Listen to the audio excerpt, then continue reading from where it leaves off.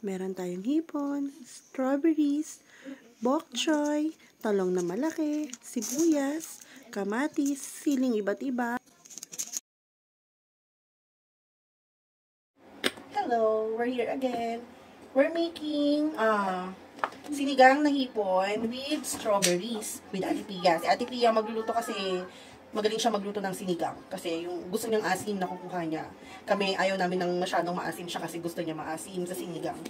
So, may hipon tayo dito. Nakabili tayo ng hipon. Ito yung ingredients. Then, syempre, dala pa namin sa Pilipinas, sinigang mix. Okay. Gusto namin sa sinigang nagigisa kami. Bakit strawberries ang ginamit namin? Kasi wala kaming masyadong kamatis. Lumito, hindi kami nakabili. So, pag wala dito, kailangan mo mag-improvise. Isa lang ang kamatis namin, kaya strawberries ang available sa ref. Okay.